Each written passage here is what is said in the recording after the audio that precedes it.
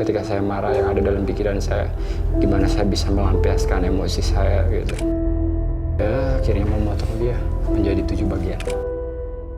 Saat direkonstruksi saya menyaksikan dari sana, Rian saat itu mengeksekusi korbannya ada yang di sebelah sini. Halo Bang Ren, balik lagi di 18.30 PM.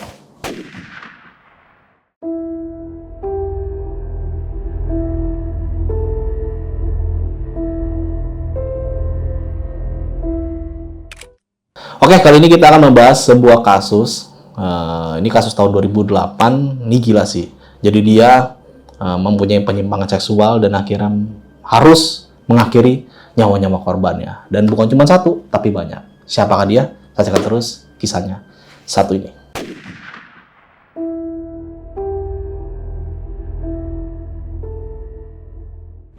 Pada tahun 2008, Indonesia dikejutkan oleh terungkapnya sebuah kasus pembunuhan berantai yang paling mengerikan. Pelaku di balik ini adalah Ferry Idam atau yang biasa dikenal oleh masyarakat adalah Rian Jombang.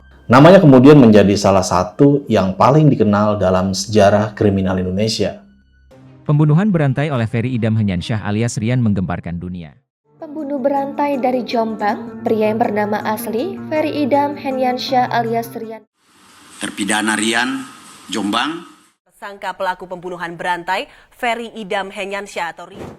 Bahkan Rian bisa berjalan bebas selama bertahun-tahun tanpa dicurigai sama sekali karena sifatnya yang lembut. Orang-orang yang kenal dengannya bahkan tidak percaya bahwa Rian yang mempunyai sifat lemah lembut itu adalah seorang pembunuh yang menghabisi banyak nyawa orang. Anak yang pendiam, soleh gitu ya. Tiap hari kan ngajar gitu, kegiatannya ngajar paling sampai sore. Gitu. Suka ya membimbing anak-anak untuk kalau kesenian ya, memang masih satu pintar kesenian. Mengulangi gerakan-gerakan apa itu suka gitu ya. Bagaimana bisa? Kita bakal bahas satu persatu.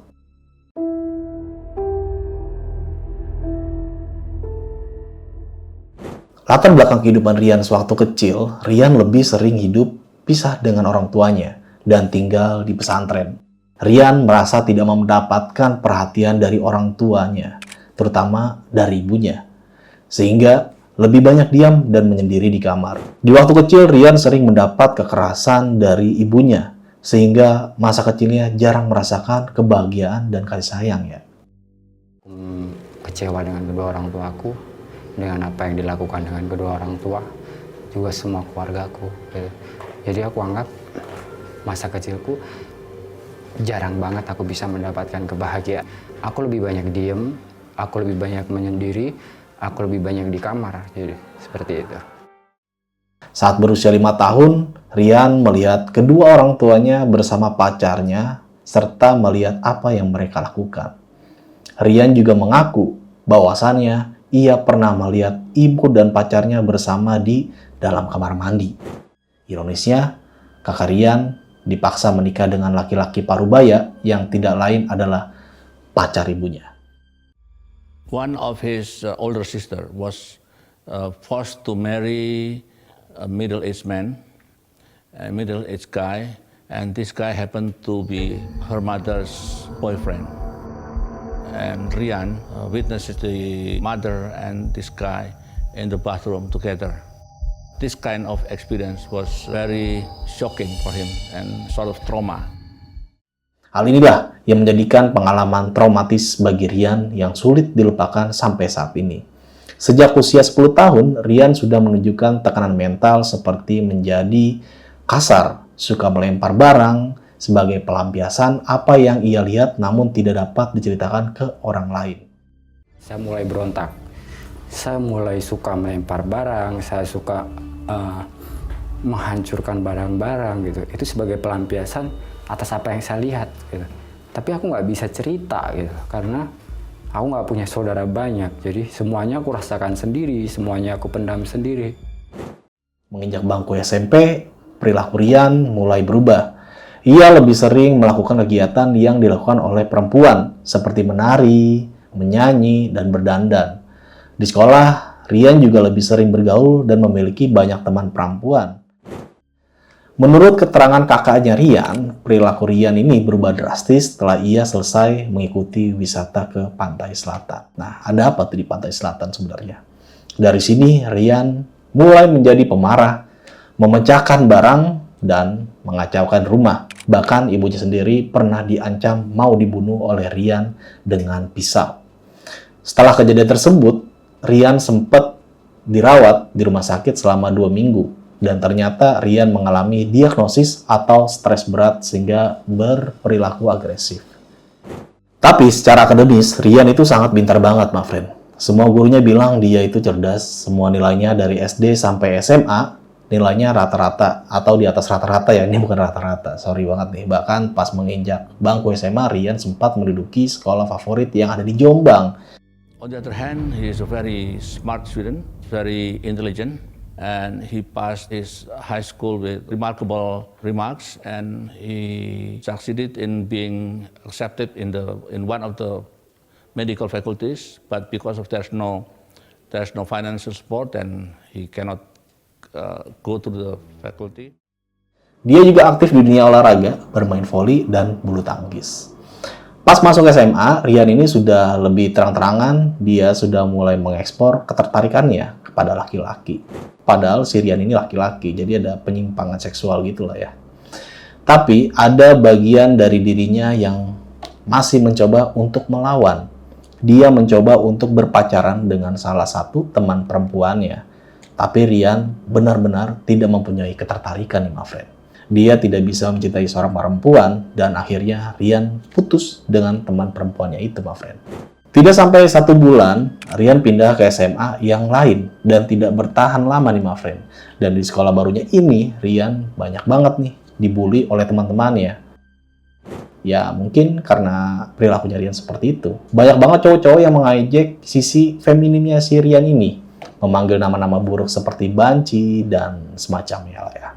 Dan pada akhirnya, setelah 1 semester di sekolah tersebut, dia pindah ke SMA lain nih, my friend. Dan setelah beberapa kali Rian pindah sekolah, akhirnya dia ini lulus. Dan sebagai lulusan terbaik di SMA-nya pada tahun 1997.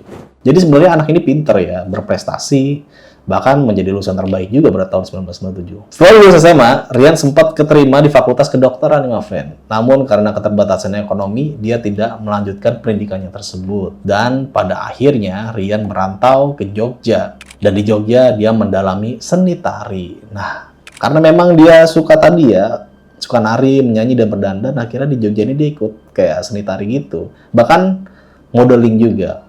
Meskipun ini sudah sesuai dengan fashionnya dia, tapi ternyata masih ada yang ganjal hatinya, yang membuat dia balik lagi ke Jombang di pertengahan tahun 1998 untuk belajar ilmu agama.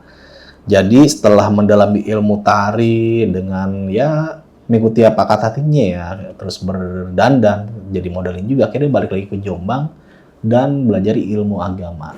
Setelah balik ke Jombang nih, my friend, Rian belajar agama. Tidak disangka, Rian menaruh hati oleh guru agamanya yang masih muda. Kenapa dia balik ke Jombang malah demen sama guru agamanya ya? Oke lah, kita lanjut lah. Dan ternyata guru ngajinya ini juga sama memiliki tertarikan terhadap laki-laki. Gila. Aduh, kacau sih kasus ini ya. Jadi nggak nyangka ternyata Rian ini suka sama gurunya pun juga suka. Kan udah sakit jiwa. Pada akhirnya Rian dan guru ngajinya menjalin hubungan asmara atau bisa dibilang berpacaran, my friend. Gila. He met a religious teacher who is a young man, unmarried at the time, and he learned religion from this guy, and they become very close and become lovers. Dan pada tahun 2006, setelah Rian dan guru ngajinya ini menjalin hubungan selama 8 tahun, hubungan mereka akhirnya kandas. Setelah guru ngajinya ini bilang bahwa dia ingin menikahi seorang perempuan. And frustration again when this guy married somebody, a heterosexual marriage. He was very frustrated and he get very angry. Pada waktu itu Saya merasa bahagia karena ada sandaran buat saya, karena saya nggak bisa bersandar dengan orang tua. Ada dia merupakan anugerah buat saya pada waktu itu. Nah, kadang gue bingung ya sama orang-orang kayak gini ya. Dia ini kadang suka sama jenis, terus tiba-tiba demen juga tuh sama lawan jenis juga. Bahkan ada yang suka sama jenis dan ada lawan jenis juga. Wah, ini aneh sih. Ini gue nggak tahu nih cara ngobatin orang-orang kayak gini gimana. Mungkin teman-teman semua yang tahu, yang sekitar kalian punya teman yang mungkin mempunyai penyimpangan seksual seperti itu, bisalah tulis di kolom komentar supaya bisa membantu agar tidak, ya yang wajar-wajar aja lah, kayak suka ya sama jenis, sesama jenis, suka ya lawan jenis gitu, cowok perempuan namanya cowok, nggak usah cowok sama cowok, perempuan sama perempuan, ya itu nggak lazim banget lah. Nah, setelah ditinggal oleh guru ngajian nih, my friend, atau pacarnya Rian ini memutuskan untuk merantau ke Jakarta untuk melupakan memorinya. Dan di Jakarta, Rian bekerja sebagai instruktur aerobik. Dan di sanalah kehidupan Rian sebagai homoseksual mulai tampak terlihat jelas, my friend. Pertama kali Rian menginjakan kaki di Jakarta, Rian mulai bergaul dengan kalangan homoseksual. Bahkan Rian di Jakarta menemukan kelompok sesama jenis yang sangat menengah ke atas. Dan Rian merasa dirinya lebih diterima di kalangan homoseksual tersebut, nih, my friend. Bahkan Rian di Jakarta hidup suka berpindah-pindah. Ini berpindah-pindah tempat, dari kamar ke kosan-kosan hingga apartemen mewah. Dan pada bulan Februari 2008, Rian bertemu seorang pria bernama Noval. Seorang pegawai imigrasi, dan Rian suka tuh dengan Noval. Tapi hubungannya mereka ditentang oleh keluarganya Noval. Ya jelas lah, keluarganya Noval menentang hubungan tersebut. Ya sesama jenis kok. Akhirnya mereka berdua ini diam-diam kumpul kebo ya, my friend ya. Nih kumpul kebo itu ya kumpul bareng gitu aja tanpa ada ikatan sah. Hidup bersama di sebuah kos-kosan di daerah Setiabudi, Jakarta Selatan. Ya mungkin bukan disebut kumpul kebo ya, kumpul apa namanya ya? Kalau kumpul kebo kan kayak pasangan cowok cewek gitu kumpul tanpa ada ikatan sah. Ini mungkin kumpul kampret.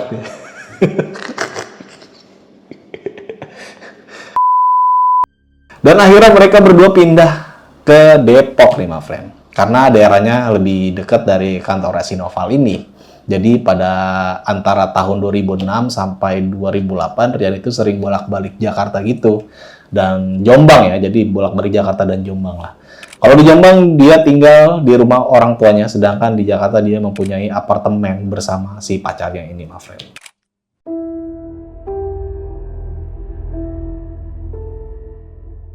Setelah tinggal di Jakarta, Rian bertemu dengan kawan lamanya nih, yang bernama Heri Susanto.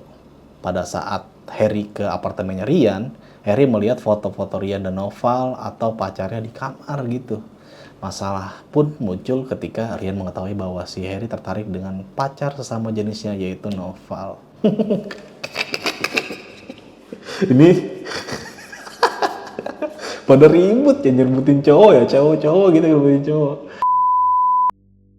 Di sini Heri sampai menawarkan agar bisa berhubungan badan dengan si Noval. Ih, anjir, gue geli bacanya. Tapi Rian menolak nih. Tapi kemudian si Heri sampai menawarkan sejumlah uang kalau misalkan si Rian ini membiarkan si Heri untuk tidur sama Noval. Ya, penawaran uang tersebut nih membuat si Rian ini sangat tersinggung. Kayak seakan-akan, anjir, moso pacar gua mau dibayar dengan uang, nggak ternilai cuy. Ya kurang lebih kayak gitulah ya. Sampai akhirnya dengan harga beberapa juta, sampai terjadi perkelahian pada waktu itu. Dan saya membunuh dia. Nah, setelah Rian tersinggung ini, akhirnya dia bertengkar tuh, my friend. Situasi semakin lama semakin panas, makin emosi. Tiba-tiba Rian ini mengambil sebuah pisau di dapur dan menikam Heri langsung ke ulu hatinya. Gokil. Kita berkelahi. Kebetulan di samping televisi ada pisang gaiju, ada garpu, ada sendok, ada pisau kecil. Kita tidak punya pisau besar, pisau kecil. Ketika terjadi perkelahian itu, saya terjatuh. Dan secara refleks, tangan kiri saya megang pisau itu dan saya tusukkan ke dia. sampai beberapa kali sampai dia meninggal gitu. Bahaya banget tuh emang kalau udah pacaran sama jenis gini nih. Ini kalau udah cemburu nih bahaya nih. Ya ini salah satunya. Bisa main bunuh-bunuhan. Kemudian si Heri kesakitan. Ya jelas kesakitan lah. Dan terjatuh tak berdaya. Dan Heri pun tewas di tangan Rian. Innalillahi. Setelah membunuh Heri, Rian kebingungan tuh bagaimana menyembunyikan jasadnya si Heri ini. Pada akhirnya Rian memutuskan tubuh Heri menjadi 7 bagian, my friend, dan mencuci potongan tubuh itu supaya bersih dan tidak ada darah jatuh. Kemudian potongan-potongan tersebut ditaruh di 2 tas dan di kantong plastik. Kemudian si Rian ini naik taksi dan dia bawa tas itu dan kantong plastik itu dia disebarin ya potongan tubuhnya di dekat kebun binatang Ragunan, Jakarta Selatan. Ketika saya membunuh dia, saya bingung. Di apartemen saya ada mayat, bagaimana saya harus membuang itu mayat. Setelah dia meninggal, saya bawa dia ke kamar mandi dan untuk beberapa lama, 1 jam mungkin ya, saya akhirnya memotong dia menjadi 7 bagian. Dan saya memasukkan ke dalam koper dan saya buang. Itu. Tidak perlu waktu lama, keesokan harinya pada tanggal 12 Juli 2008 ada warga yang menemukan tas-tas itu. Dan warga kira lapor polisi nih, my friend. Polisi kemudian membawa potongan tubuh itu ke Rumah Sakit Cipto Mangunkusumo untuk dilakukan otopsi yang pastinya. Dari hasil otopsi itu terungkaplah identitas bahwa potongan tubuh itu milik Heri Susanto. Kemudian polisi melakukan pelacakan kartu kredit dan ATM korban nih, my friend. Dan ternyata kartu kredit dan ATM-nya digunakan oleh Rian setelah Heri ini dibunuh. Polisi langsung mendatangi apartemen Rian dan Noval tuh. Dan pada situ juga Rian ditangkap sekaligus dengan Noval yang tidak tahu. Oh, jadi si Noval ini nggak tahu apa-apa ya waktu kejadian itu ya. Padahal Noval salah satu orang yang jadi penyebabnya tuh antara mereka berdua bertikai kayak gitu. Kemudian dilakukan proses interogasi terhadap Rian dan Noval ini, my friend. Dan pada saat itu juga Noval pas ditanya mengenai korban, dia tidak tahu apa-apa. Tapi begitu Rian yang ditanyain, apakah dia mengetahui apa yang terjadi oleh Heri, dengan tenangnya dia mengakui semuanya. Rian mengakui bahwa dia telah menghilangkan nyawanya Heri, dan dia juga menceritakan bagaimana caranya dia dan merampok kartu kredit ATM-nya si Heri. After he was arrested, Rian was very cooperative with the police. He tell all his stories. That's why the police, relatively easy to reveal the previous cases. Dan dia menceritakan kepada polisi dengan gelagat yang malah ceria gitu, my friend. Jadi kayak orang gak ada salahnya gitu. Jadi pasien mengakui kesalahannya bukan cuma tenang, tapi kayak orang gak ada rasa bersalah gitulah. Pihak berwajib atau kepolisian sempat bingung nih, my friend, karena seorang polisi sudah sering sekali berhadapan dengan orang-orang yang seperti ini, tapi gelagatnya tidak kayak si Rian ini. Jadi kayak santai aja gitu, kayak nggak punya salah aja gitu mungkin ya, seperti itu ya. Akhirnya interogasi dilanjut. Pada akhirnya Rian mengaku bahwa Heri Susanto ini adalah korbannya yang ke-11. Anjir, gokil. Ternyata kisah ini gue bacain ini korbannya yang ke-11 nih ya, si Heri ini ya. Gila Rian. Ternyata Rian sudah menghilangkan nyawa 10 orang lainnya nih, my friend.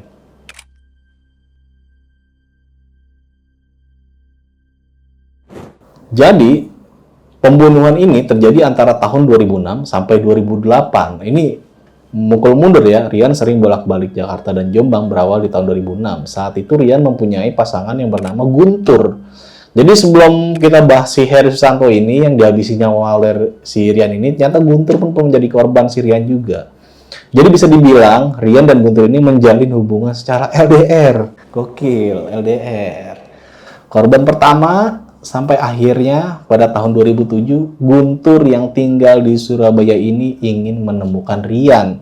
Kebetulan pada saat itu Rian sedang pulang ke rumah orang tuanya di Jombang nih, my friend. Pada akhirnya si Guntur ini datang dan niat bermalam di rumahnya si Rian. Pada saat bertemu, Rian tidak sengaja melihat handphonenya Guntur. Ternyata dia adalah simpanan waria lain. Dia simpanan seorang waria. Dia pacar dari seorang waria. Ada rasa jengkel ketika melihat dia. Saya paling tidak suka kalau melihat seseorang yang menjadi simpanan orang lain gitu. Hal ini memicu perdebatan nih antara dua orang ini nih ya, dua makhluk inilah, nggak usah dua orang ini, dua sosok ini aja lah, si Rian sama si Guntur ini, dan perdebatan ini berubah menjadi panas dan emosi yang tidak bisa dikontrol tuh. Pada saat itu Rian menemukan sebuah linggis dan Rian memutuskan untuk menghajar Guntur menggunakan linggis itu. Muncullah niat jahat saya untuk membunuh dia.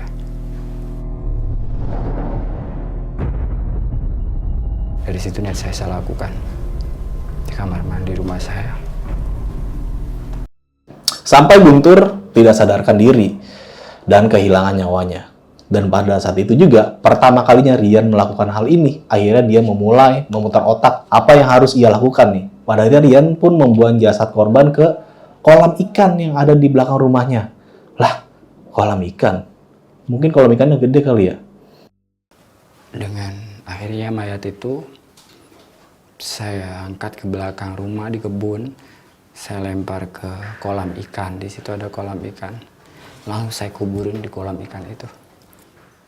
Saat itu juga Rian membuat kolam ikan tersebut menjadi kuburan dangkal. Dan dia memasukkan jasadnya Guntur ini, kemudian menguburnya. Dan tidak hanya Guntur aja nih, my friend. Di sini kita akan bahas korban-korban berikutnya oleh Rian. Dan korban kedua, sebulan kemudian, pada Agustus tahun 2007, Rian punya kenalan seorang cowok bernama Wawan. Saat itu Wawan diundang ke rumahnya Rian nih, my friend, yang ada di Jombang.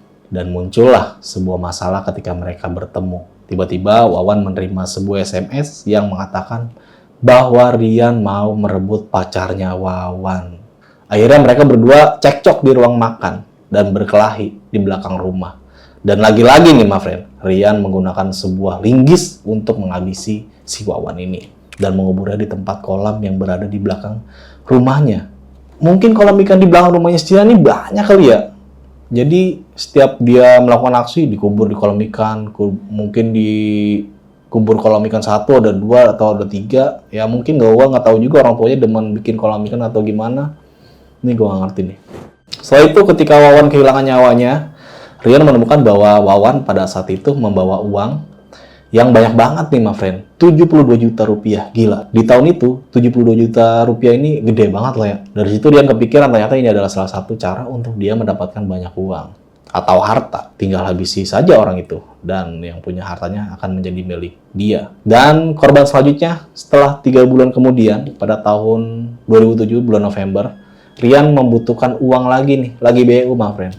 Entah apa yang terjadi, pada uang sebelumnya yang sudah habis, akhirnya dia menggunakan strategi yang kemarin. Rian mengundang seorang cowok yang punya ketertarikan pada dia. Undang ke Jombang, ke tempatnya di rumah orang tuanya, yang mungkin memang lagi sedang kosong. Setelah itu Rian menghabisi pria itu dengan linggis yang sama dia gunakan sebelumnya. Jadi memang senjata utamanya dia linggis ya. Ini Rian kalau bisa jadi karakter game, linggis jadi senjata utamanya nih. Dan dia dikubur di belakang rumahnya dengan kolam ikan yang sama. Kolam ikan lagi. Dan kali ini dia berhasil tuh, my friend, mendapatkan motor dan harta korban. Korban selanjutnya, dan masih di tahun yang sama, itu tahun 2007, Rian mengenal seorang pria bernama Aldo. Lagi-lagi Rian mengundang Aldo nih ke rumahnya. Tapi menurut Rian, Aldo ini bukan tipenya si Rian lah ya. Atau kalau bisa dibilang jelek lah. Tapi ketika dia bertemu dan mengobrol, Aldo mengajak Rian untuk berpacaran. Dan di situ Rian sangat terhina banget bahwa cowok jelek ini berani-beraninya ngajakin Rian nih.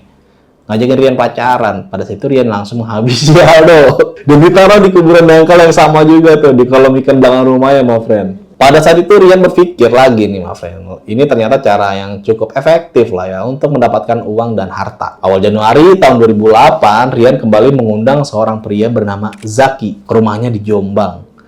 Ketika mereka menghabiskan weekend bersama, tiba-tiba muncul sebuah perselisihan antara mereka berdua yang membuat Rian lagi-lagi mengangkat linggisnya dan menghabisi Zaki. Ini linggis, anjir linggisnya Rian ya. Dan cara yang sama dia membuat kuburan dangkal juga di belakang rumahnya setelah Zaki sudah tiada atau meninggal dunia. Diambil tuh semua harta-hartanya. Dan disinilah menurut kepolisian bahwa Rian sudah terbiasa untuk membunuh. Dan korban selanjutnya baru sebulan kemudian, yaitu bulan Februari, tepatnya tahun 2008 juga, Rian kembali ketemu seorang pria yang sebenarnya tipenya dia banget nih, my friend. Seorang artis sinetron pada tahun 2000-an berinisial GGA. Nah, ada yang bisa tahu siapa? Mungkin bisa tulis di kolom komentar. Tapi mungkin ini sedikit berbeda dengan korban-korban lainnya, my friend. Kalau GGA ini, Rian melihat dia sebagai saingan karir.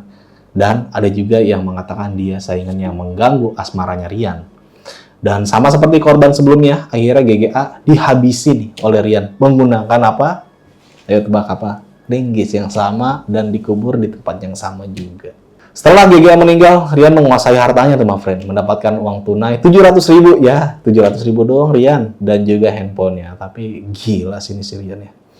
Korban kelima dan keenam, 2 bulan kemudian pada April ya, tahun 2008, Rian menemui temannya nih, my friend. Tapi kali ini perempuan, namanya Nanik. Suatu hari Rian lagi jalan hangout sama Nanik dan si Nanik ini membawa anaknya bernama Sylvie yang masih berusia 3 tahun. Ketika mereka lagi bersama, katanya Nanik itu mencoba untuk merayu si Rian ini, tapi Rian tidak mau. Tapi kemudian Nanik terus mendesaknya, sampai akhirnya Rian marah dan si Nanik ini dihantam sampai nggak sadarkan diri. Ketika itu saya dorong dia, dan dia mengatakan,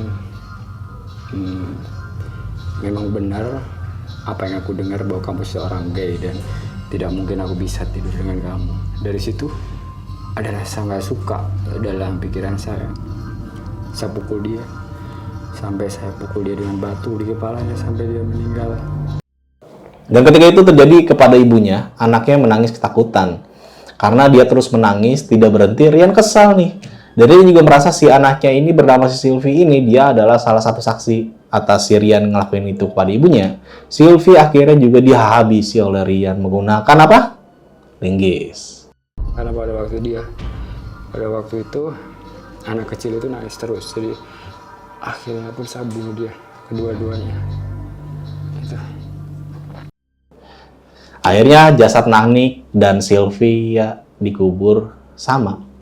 Di tempat yang mana? Ya, lu pasti tahu lah, di kolam belakang rumahnya. Dan korban selanjutnya ini udah korban ke-7.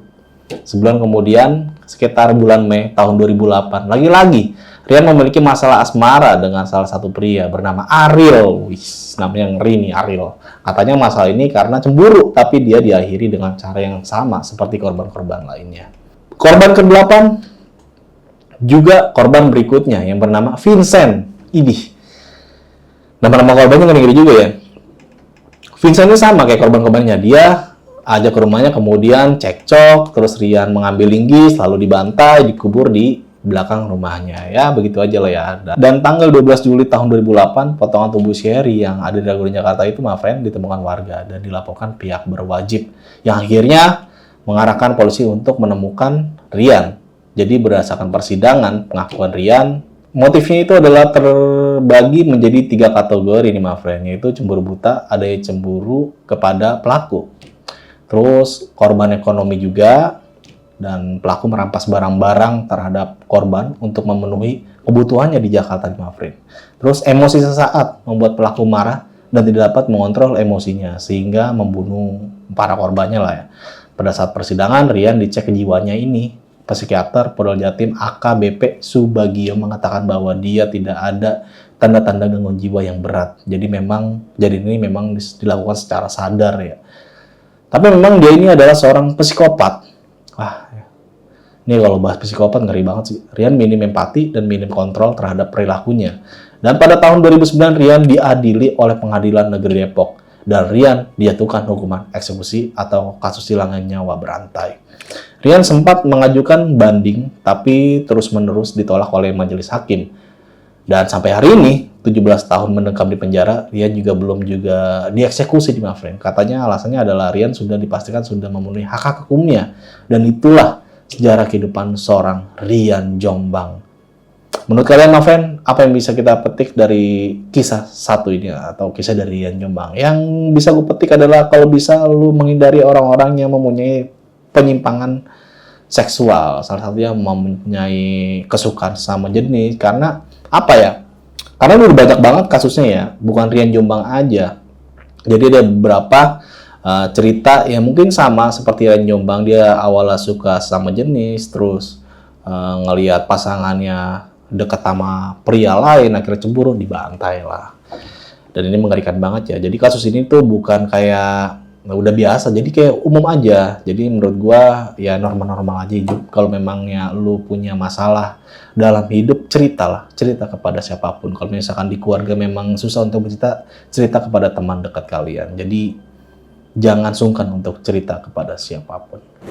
Ya, oke, maafin. Mungkin itu pembahasan tentang Rian Jombang. Ini salah satu kasus predator, psikopat yang sangat mengerikan di tahun 2000-an ya. Dan mungkin teman-teman semua yang menonton video kali ini ada yang belum kenal siapa Rian Jombang, kalian bisa searching di Google. Ini sebenarnya kasusnya mengerikan banget dan semoga tidak terjadi lagi di negeri kita, di bangsa kita, di Republik Indonesia yang tercinta ini. Nggak ada lagi tuh kasus-kasus serupa seperti Rian Jombang. Oke, dari gue Indra, saksikan terus video-video berikutnya. Wassalamualaikum warahmatullahi wabarakatuh.